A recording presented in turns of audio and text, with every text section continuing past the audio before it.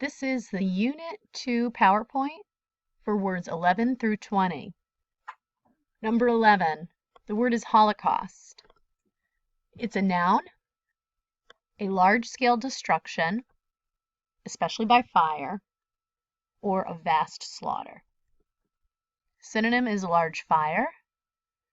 Antonym is deluge. Examples include the Holocaust, the World Trade Center on 9/11.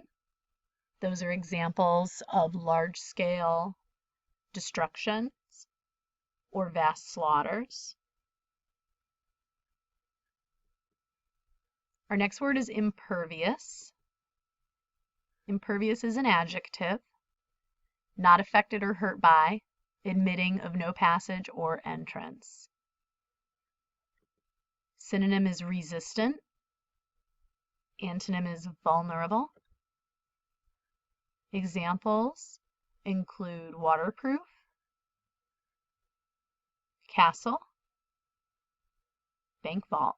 If you look at the picture of the bank vault, it is impervious to intruders. Usually there will be some sort of a passcode to enter the safe. Castles are impervious because of the moat. Dragons guarding the castle. If you think about raincoats being impervious to water, it's because they're waterproof. And that's what the LifeProof case does for your iPhones. It protects it and makes it impervious to water and any sort of a hard fall. Next word is impetus. Impetus is a noun. It's a moving force or an impulse. It's an incentive. That's a synonym. Incentive. Antonym is constraint. Examples of impetuses include money, graduating, fame. Those are all reasons why people do something. That's their driving force. That's their incentive. Is they hope to gain one of those three things or something else along those lines. Next word is jeopardy. It's not just a game show. It's actually a noun. It means danger. Synonym is also danger. And the antonym is safety. Things that might put someone's safety in jeopardy include walking alone at night, investing money in a risky stock market. Going to war certainly puts someone's life in jeopardy. Texting while driving.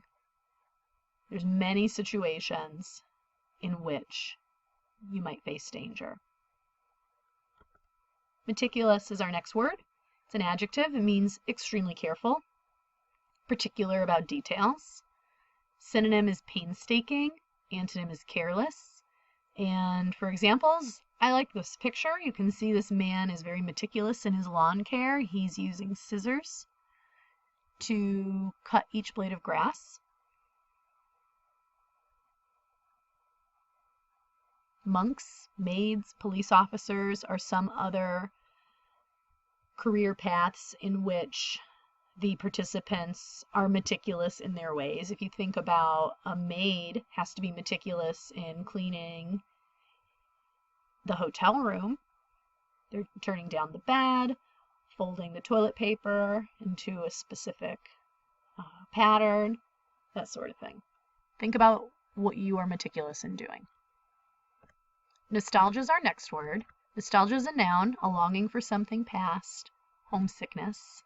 Synonym is homesickness. Examples include breaking up with someone, how you might feel afterwards. You might miss them. You might hear a certain song and it conjures up memories of when you were together, and you might wish you could be a part of those times still.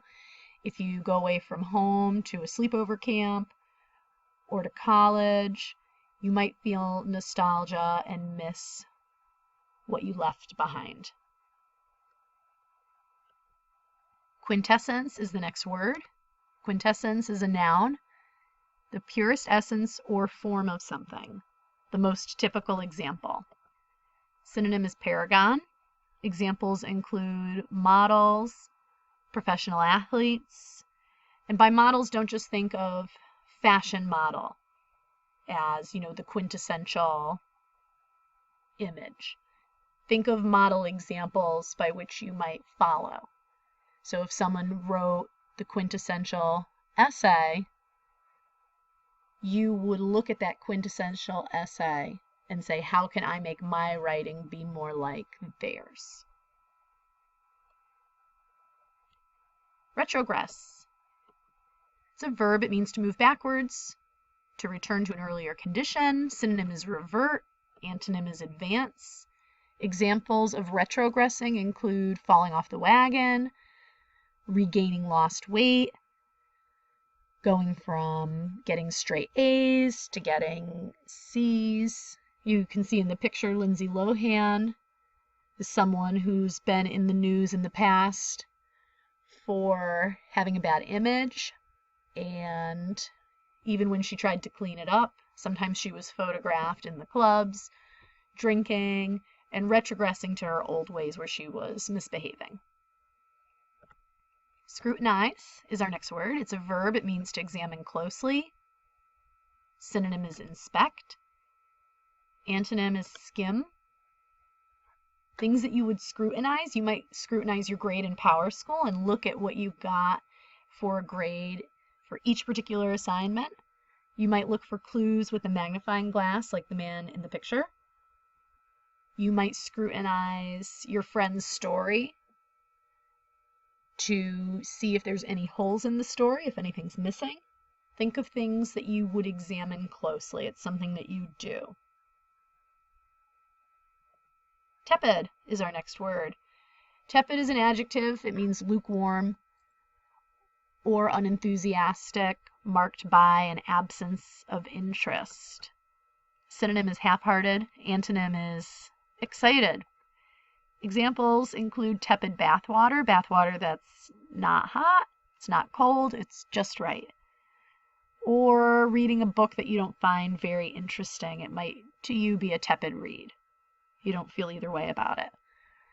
Watching a sport that you don't really love. Maybe it's football, maybe it's golf. It's not that you love it, it's not that you hate it. You just kind of don't care about it. You're not interested. You feel tepid about it. No opinion.